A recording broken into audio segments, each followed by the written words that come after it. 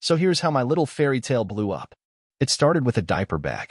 Yeah, the same overpriced canvas sack covered in ducks and pockets that I carried around like some kind of exhausted, caffeine-fueled kangaroo dad.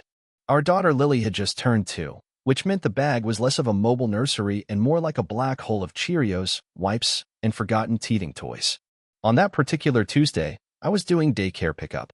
My wife, Natalie, the golden-haired, wine mom Instagrammer with 1,000 followers and an endless carousel of latte art selfies, was working late.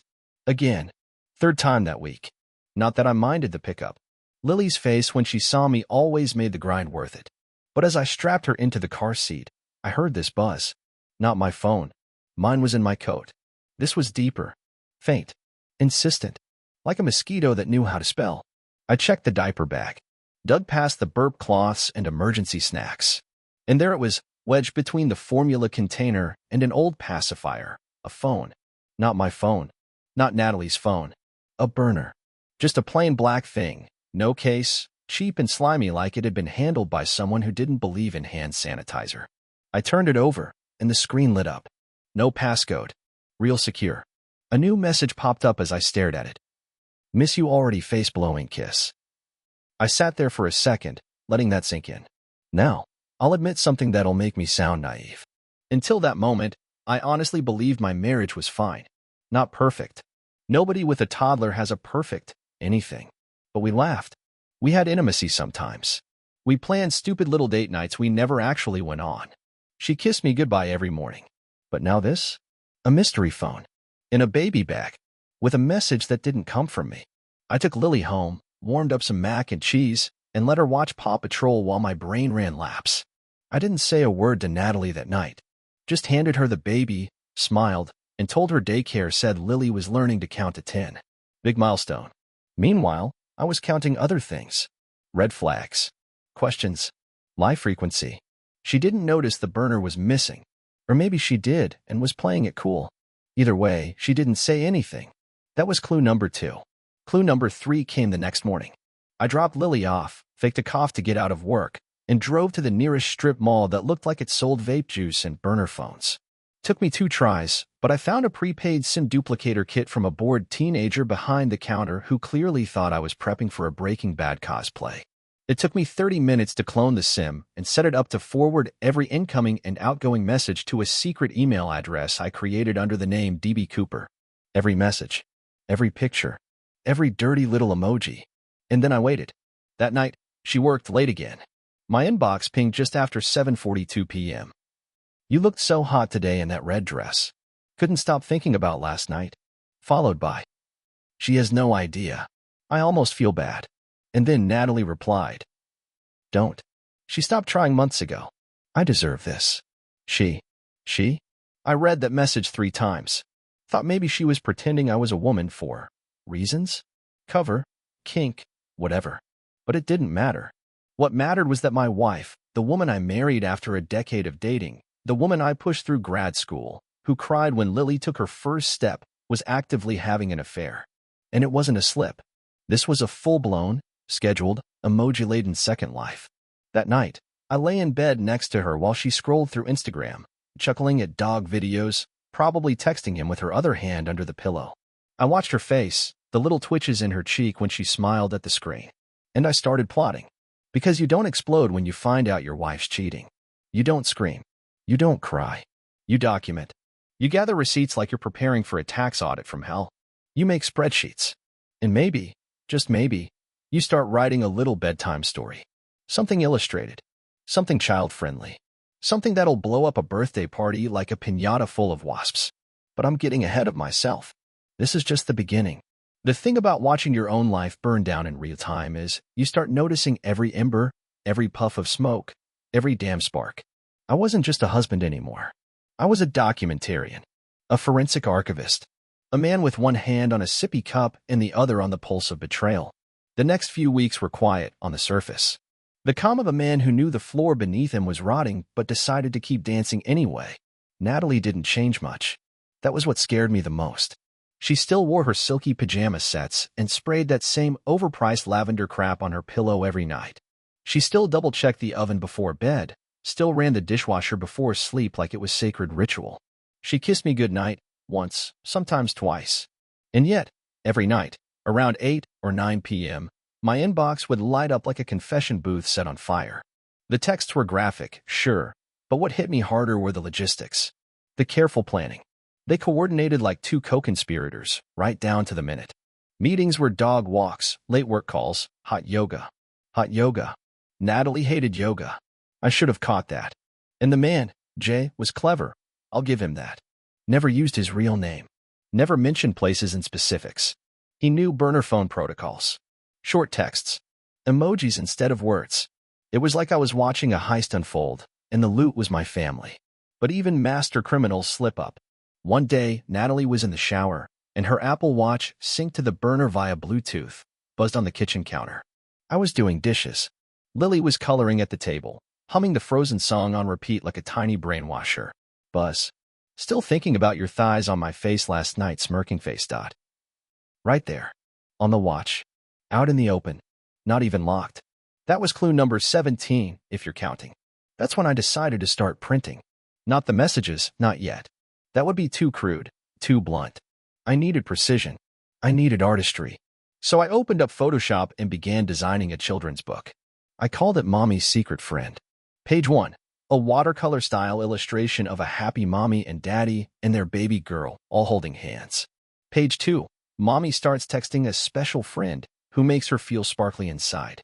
Page 3. Daddy doesn't know, but mommy hides a second phone in the baby bag.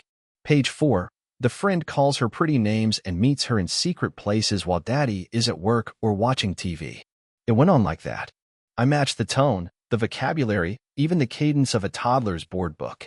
I hired a Fiverr illustrator who didn't ask questions. Paid extra for rush delivery. Meanwhile, the texts kept coming. Can't wait for next weekend. Let's get that hotel again. Room 409. She won't notice if I leave early. She never asks. That one stung. She never asks. As if I was just some scenery she passed on the way to her next lie. Funny how betrayal doesn't feel like a knife, more like water dripping on stone. You don't notice the erosion until half your soul is gone. One night, Natalie brought up Lily's upcoming birthday party. Said we should do something big this year. Something family-oriented. Her words, not mine. I nodded. I even suggested we invite her parents, her sisters, a few close friends. Make it memorable. Oh, babe, that's a great idea, she said, brushing her fingers through my hair like I was some loyal retriever. I smiled and said, let's make it unforgettable. And I meant it. I began planning the event like a military op, reserved the park shelter down the street, ordered a bouncy castle, scheduled a clown who didn't smell like gin, even hired a magician. Nothing says smoke and mirrors like a man pulling coins from children's ears. Natalie, meanwhile, handled the invites. I encouraged her to invite Jay. He seems like a close friend, I said. She blinked a little too long but nodded. Yeah, he might be busy, though. I bet. We got matching t-shirts made. Lily turns 3, with a cartoon sun and 3 balloons. Natalie was so into it. Posted teasers on her social media. The perfect mom aesthetic was alive and well. On the day of the party, I woke up early. Baked cupcakes from scratch. I even made one gluten-free option for that weird paleo mom in our neighborhood. Natalie wore a sundress. Flowery. Innocent. Her hair curled just right. She looked radiant. And fake. Guests arrived. The magician made balloon animals. The clown juggled. Kids screamed and cried and laughed, the usual chaos. Then came present time. Everyone circled up. Natalie stood with Lily, smiling big for photos. Okay, everyone, I said, clapping my hands. We have a very special book to read before cake. I handed the wrapped package to Lily. She tore it open, squealing with joy. Toddlers love tearing things more than they love what's inside. Natalie looked curious, then confused, then pale. Inside was a professionally bound, hardcover children's book. Mommy's Secret Friend. I opened it and began to read aloud. Page 1. Page 2. Page 3. I watched her freeze. Her smile died halfway through a laugh. Her mother gasped. One of the dads muttered, Jesus. Kids didn't get it. They clapped. It rhymed. I flipped through the pages casually, narrating in my best dad voice, until I got to the climax. A full-page drawing of a phone screen with actual printed texts, word for word, emojis included, from Jay. Natalie lunged for the book. Too late. Phones were out. People had recorded. Her sister looked like she was about to vomit. The magician slowly backed away, whispering to his rabbit. I closed the book, took a deep breath. Well, I said, that was story time. Everyone stood in silence. I picked Lily up, kissed her forehead, and handed her to my sister. I'll be back in 10 minutes. Natalie and I need to talk. We didn't talk. I just handed her a manila envelope. Divorce papers. A timeline. A list of every text with timestamps and locations. I even included her hotel receipts. Matched every fake excuse with a GPS ping. She didn't say a word. Just stared at me with that expression people have when they realize the train they thought they were driving just flew off a bridge. I walked away. Let her soak in it. The party continued, awkwardly. Cupcakes were eaten. Balloons popped. The magician did one last trick. He vanished before his check cleared. And I? I smiled. Because that was the beginning of the end. And the twist? Still coming. If part 2 was the detonation, then what came next was the fallout. And let me tell you, watching your spouse socially implode in real time is less satisfying than you'd think. It's messier, louder, and it comes with a lot more voicemails. The day after Lily's birthday party, Natalie moved out. Not with a bang, but with the quiet, ashamed shuffle of a woman who just got exposed via children's literature. She didn't even pack most of her things, just grabbed a duffel bag and that burner phone she never mentioned aloud. We didn't speak. Not one word. I sat on the couch with Lily in my lap as Natalie stood in the doorway, keys in hand, trying to find the courage to say something. I could see it on her face, the guilt, the calculations, the panic. Like she was scrolling through excuses in her mind and realizing none of them were going to land anymore. I stared back at her with the same look I'd give a scam email, mildly curious how someone thought it would work, but mostly just unimpressed. The door clicked shut. Now I had the house. I had the kid. I had the story. But here's the part one didn't expect. People loved it. The guests at the party? Half of them posted about it. Screenshots of the book. Blurred images of the texts. Reactions like, he read her affair like a bedtime story, and dude turned heartbreak into storytime vengeance. By Monday, the posts had gone semi-viral. A Reddit thread popped up. Someone shared the story to TikTok, which somehow turned my life into a 90-second slideshow set to Billie Eilish. The internet dubbed me Daddy Daycare of Doom. Honestly, not the worst nickname. But Natalie? She didn't handle it as gracefully. First came the texts. We need to talk. This isn't fair to Lily. Can we have a conversation like adults? I didn't respond. I wasn't interested in a post-affair TED Talk. Then came her parents. Oh yes, the in-laws who once praised my stability and calm demeanor now showed up at my door like missionaries for damage control. I invited them in, offered coffee, and played back one of the audio messages from the burner. Natalie's voice, moaning a name that wasn't mine. They left quickly after that. Then came the emails. Natalie sent one long novella subject line, please read, where she tried to explain everything. Claimed the affair wasn't serious, that she felt neglected, that it was just a mistake. She used phrases like emotional gap, disconnection, and my favorite, unexpected intimacy. That one made me laugh out loud. Unexpected intimacy? You mean you fell on top of someone naked, repeatedly, over 6 weeks? No, Natalie. That's not unexpected. That's calendar management. Now let's talk about Jay. The man in the texts. The man who called her sunshine, and angel, and legs for days. I finally traced him. Not hard. Once you start putting the puzzle together, the hotels, the room numbers, the timestamps. Then came a lucky break. One of the texts referenced a lunch spot downtown, a tiny vegan cafe with 3 parking spots and very nosy staff. I visited. I showed the manager a printed picture of Natalie, not recent, but close enough. Has she been here recently? I asked, feigning mild curiosity. Oh yeah, she said. She always came in with that one guy. Tall, dark hair, scar above his lip. They were pretty, friendly. I asked about receipts. She blinked. We don't give those out. I slid a $50 across the counter. She gave me 3. The name on the card was James. Not exactly a unique identifier, but it was enough. Later that night, I ran a search through my friend Jake, cop-turned-private investigator with a soft spot for poker nights and petty vengeance. Within a few hours, I had a last name. James Monroe. Now here's where things got surreal. According to what Jake found, James Monroe wasn't just Natalie's new boy toy. He was her ex. Not an ex-boyfriend. Not a college fling. No. James Monroe was the dead boyfriend. The one she told me about in our third year of dating, tearfully, quietly, after 3 glasses of wine and a sad playlist. Said he died in a motorcycle crash. Said she loved him once, but that it taught her how fragile life is. She cried when she said his name. I held her, told her it was okay, and filed him away under tragic romantic history. But the guy never died. He just disappeared. And now, years later, he was back, sleeping with my wife, sending her heart emojis from the shadows. That was the twist. The knife she never expected me to find, buried in the heart of her whole backstory.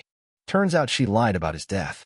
And now he was the ghost sleeping with her in hotel rooms while I read Goodnight Moon to our daughter. I sat with that truth for a while. Let it simmer.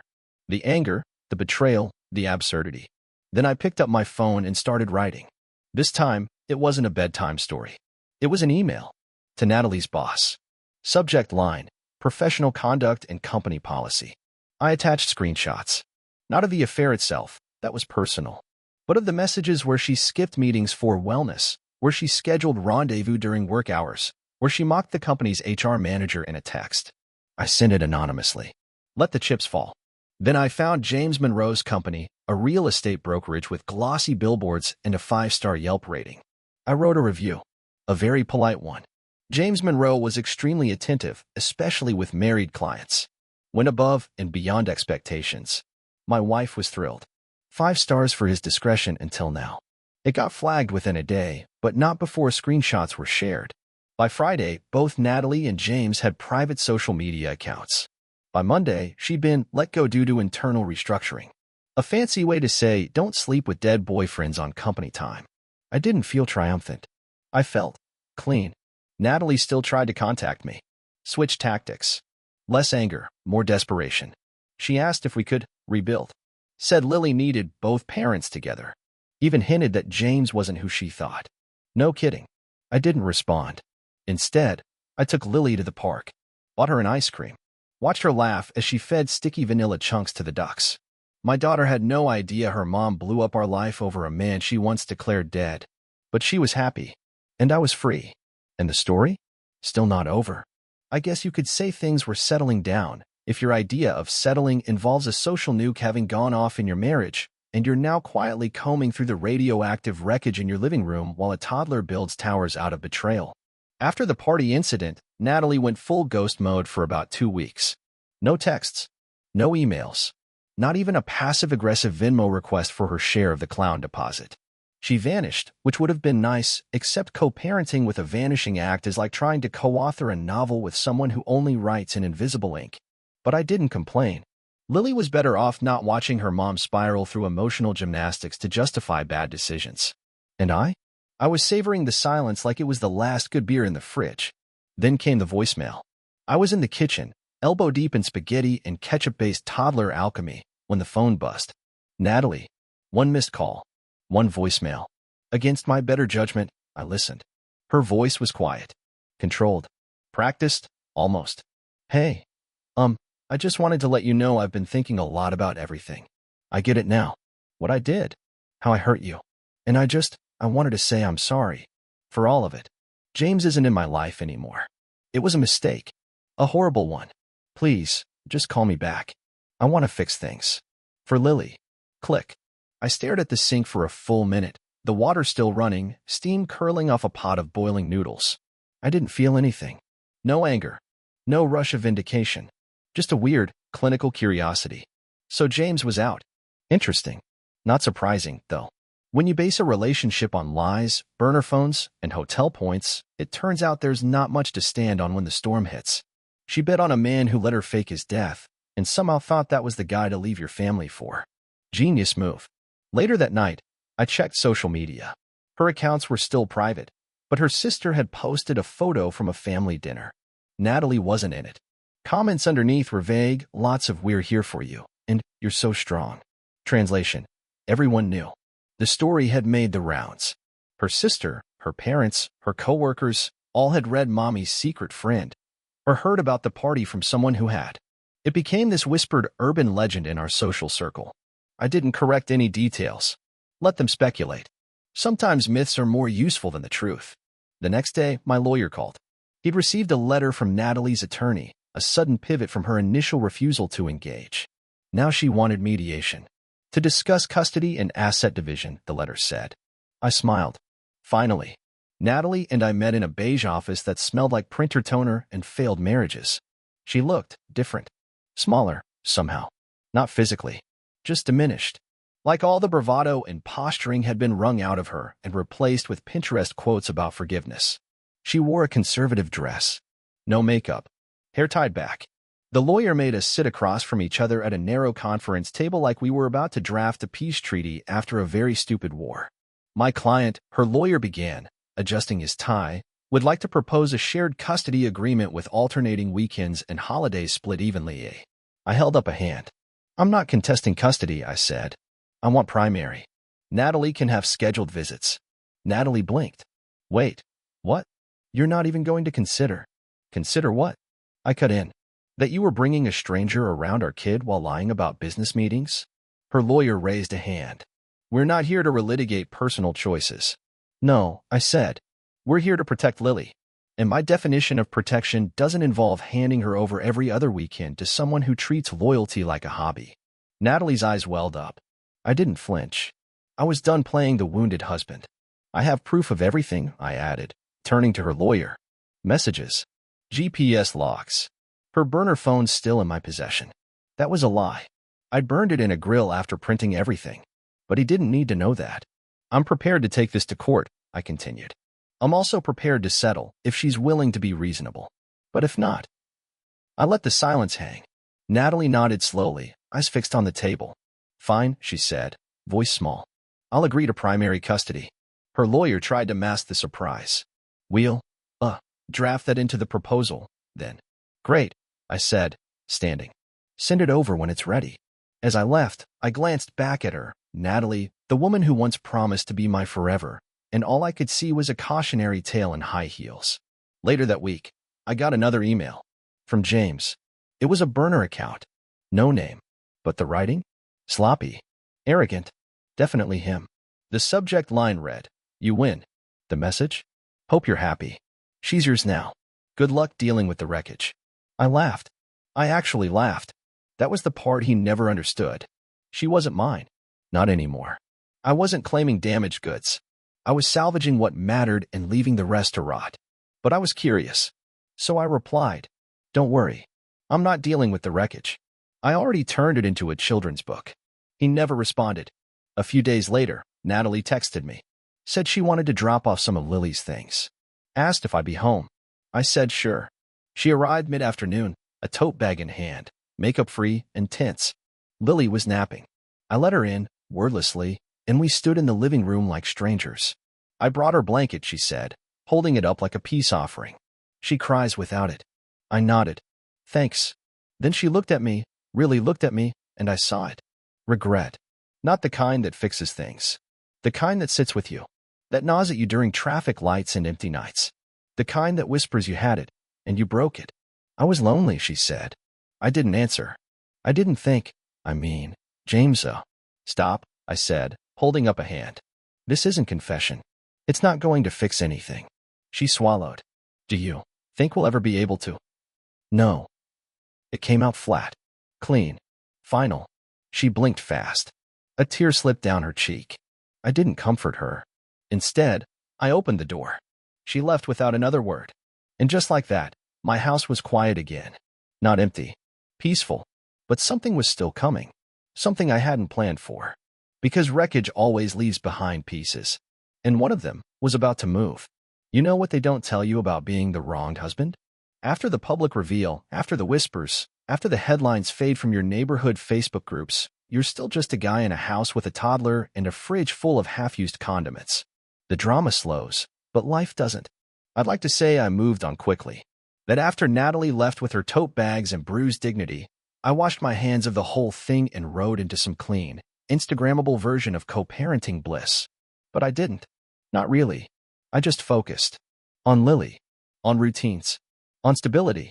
Because while Natalie was unraveling the threads of whatever fantasy she'd wrapped herself in, I was busy learning how to do 3 different hairstyles for a toddler who suddenly had opinions.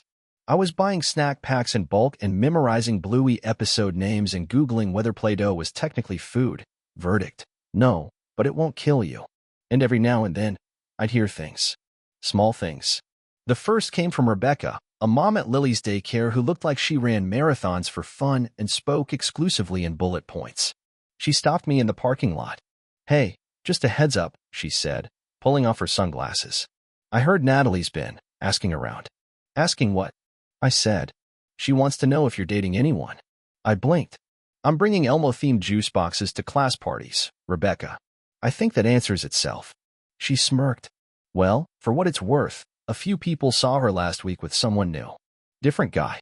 "Of course," I said. "Was he dead too?" She didn't laugh, but she smiled. "Take care, Brian," she said. "You're doing great." And just like that, she was gone. I didn't think much of it. I had enough on my plate. The ink on the custody paperwork had barely dried. Lily was still adjusting to the new schedule, new silences. Every time she left for Natalie's place, it felt like someone vacuumed the house. Still, I started noticing patterns. Natalie started texting more often. Not about Lily. Just general chatter. Updates I didn't ask for. Lily said the cutest thing today. We drove past that little ice cream place, and I remembered our first date. I miss having someone to talk to. That last one was the kicker. I didn't respond. Then came the gifts. At first, it was small. A pair of toddler shoes left on the porch with a sticky note. Just saw these and thought of her. Then came the stuffed animal, a pink elephant Lily had supposedly loved during a Target run. She'd left it in my mailbox, no note. Then, and I'm not making this up, she left me a pie. An actual, homemade, Pinterest-baked pie. Wrapped in foil, ribbon around the box. Apple cinnamon. I didn't eat it. I didn't even open it. I left it in the fridge until it got weird, then threw it out like the metaphor it was. But it told me something. Natalie wasn't just sorry. She was circling, which meant it was time to draw a firmer line. So I did something I hadn't done yet. I told Lily a story. Not Mommy's secret friend. A real one. Something she could understand. We were at the park. It was late afternoon. She was holding a juice pouch like it contained state secrets. "Daddy," she said, "why don't you live with Mommy anymore?" I knew it was coming eventually. So I took a breath and said, "Sometimes, grown-ups make mistakes. And when someone makes a really big mistake, they have to fix it on their own. It's not your fault. It's not my fault. But it means we live in two houses now." She frowned. "Did she break something?" I smiled, sad and slow. "Yeah, sweetheart. She broke a promise." That seemed to satisfy her. For now. Later that night, after she fell asleep with a blanket over her head like a burrito, I checked my email. There was a message from Natalie. The subject line, "Can we meet?" I stared at it for a long time. Curiosity won. We met at a diner. Neutral ground. Public enough to prevent a meltdown. Private enough for what I assumed was going to be a monologue. She was already there when I arrived, sitting at a booth with a half-empty cup of coffee and the look of someone who'd rehearsed what they were going to say 50 times and still knew it wasn't going to work. "Hi," she said. I nodded. "Natalie, thanks for coming. I figured if I didn't, you'd just escalate to singing telegrams." She gave a small laugh. "I deserve that. More than you know." She sighed. "I didn't come to ask for anything." "Then what are we doing?" I wanted to apologize. Properly. I've said I'm sorry before, but not like this. I said nothing. Let her talk. "I ruined everything," she said. "I know that. I destroyed our marriage. I lied to you. I disrespected you. I hurt Lily." She paused. "And the worst part is, I did it because I thought I was missing something. I kept chasing this idea of excitement or passion or whatever. And all it did was leave me with nothing." "Not nothing," I said. "You've still got your pies." She didn't laugh that time. I wanted you to know that I see it now. I see you. Everything you did. Everything you carried." I raised an eyebrow. "Are you hoping for forgiveness, Natalie?" "No," she said. "I know I don't deserve that. But I was hoping for clarity. Maybe one day, peace." I looked at her for a long time. Then I stood up. "You want peace? Let go of the idea that we can go back to anything. Let go of the idea that I'll ever see you the same way. Be a good mom. Show up when you say you will. Don't make promises you can't keep." She nodded. Her eyes glistened. "Goodbye, Natalie." I walked out without looking back. Outside, the sky was starting to dim. Streetlights flickered to life. The world kept turning. And I was free in a way I hadn't been in years. But just when I thought the book was closed, something happened. Something that made everything feel like a setup for the real punchline. A letter arrived at my house. Handwritten. No return address. Just my name. Inside was a photo. Natalie and James. Together. Smiling. But not recent. No, this was old. At least 10 years old. In the corner, someone had scrawled in red pen. Still think she met him after you? No signature. No context. But suddenly, the timeline was different. The story wasn't over.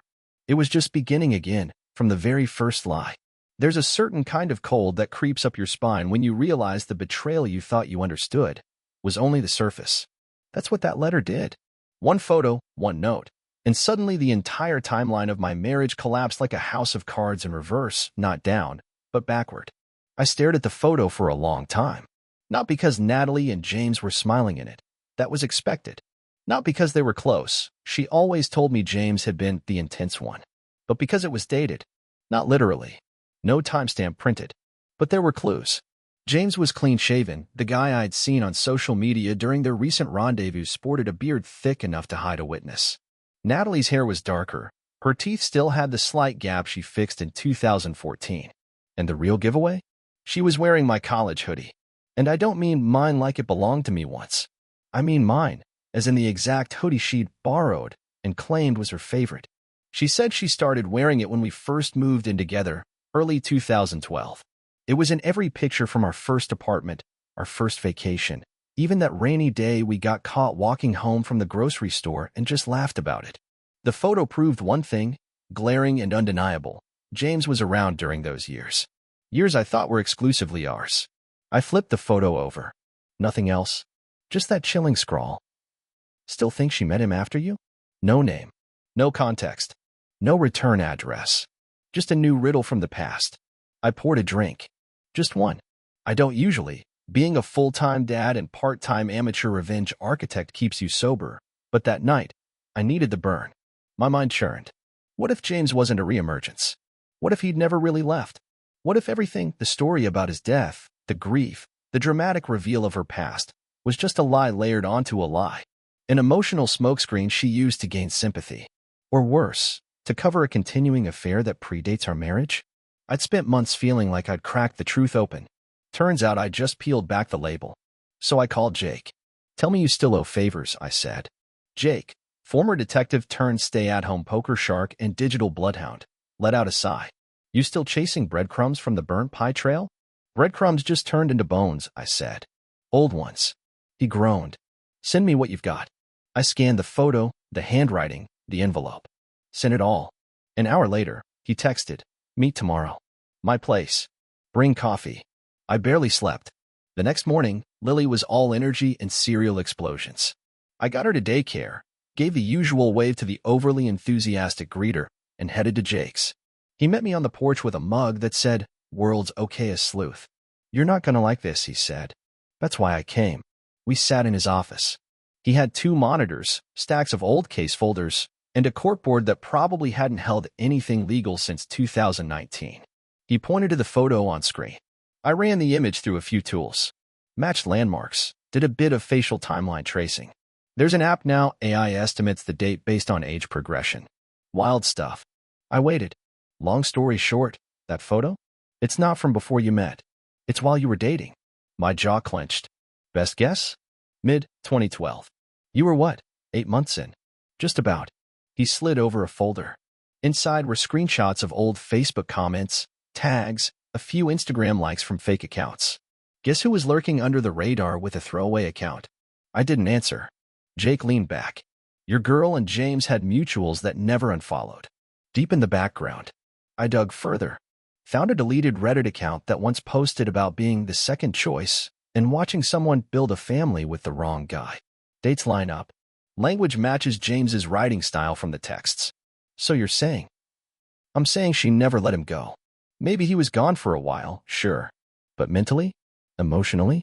The door was never locked. It hit me like a wave I should have seen coming. All those years, the little distance, the moments she zoned out, the way she sometimes flinched at anniversary talk. The subtle, offbeat moments I chalked up to stress or bad sleep. She'd been holding a torch. And when she finally slipped, that wasn't the start of the affair. It was a reunion. I stood. Thanks, Jake. He grabbed my arm. Brian, what are you going to do? I looked him dead in the eye. Finish the story. That night, after Lily went to bed, I pulled up a document on my laptop. Mommy's Secret Friend had been the first book. This would be the sequel. Mommy's Long-Lost Love. I wasn't going to print it. Not this time. This wasn't for kids. This was for the legal system. I drafted everything. A new narrative. One that highlighted not just the affair, but the deception woven into our relationship from day one. The photo, the date analysis, the logs Jake had pulled. I cross-referenced texts with known locations. Built a spreadsheet. Then I contacted my lawyer. Custody agreement's done, he said. What's this about? I want an addendum, I said. Revisiting supervised visits. He paused. What changed? I have evidence that she brought a man into Lily's life she'd been hiding from me since before we got married. This wasn't a fling. It was an ongoing emotional affair disguised as a tragedy. I want to reopen the terms. I sent the documents. By morning, he responded. You might actually have a case. 2 days later, Natalie called. Brian, she said, I heard from my attorney. Why are you doing this? I'm protecting my daughter. You already have her. Then maybe I'm protecting the next guy. A beat of silence. Then, you know this isn't fair. I was honest with you when I finally came clean. I almost laughed. You were honest after I printed your secrets and read them in front of a magician and your mother. She sighed. You're not over this. No, I said. I'm not. Then what do you want? I want the truth. All of it. I want you to say it. Say what? That he was never dead. That he was always in your heart. That I was the consolation prize. She was quiet. Then, you were never a consolation. I waited. You were the plan, she said softly. But he was the backup plan I never let go of. There it was. A dagger in the form of closure. I hung up. The next week, we were in court. Natalie cried. Claimed I was using psychological warfare. Her lawyer called my presentation dramatic. But the judge reviewed the timeline. Asked questions. Took note. At the end, nothing changed. Officially. But unofficially? She knew I knew. The mask had finally dropped. And for the first time in years, I didn't feel like the victim of a story. I felt like the author. The one who wrote the ending. And that's the twist. I didn't destroy her. She did. All I did was bind the book. Subscribe to the channel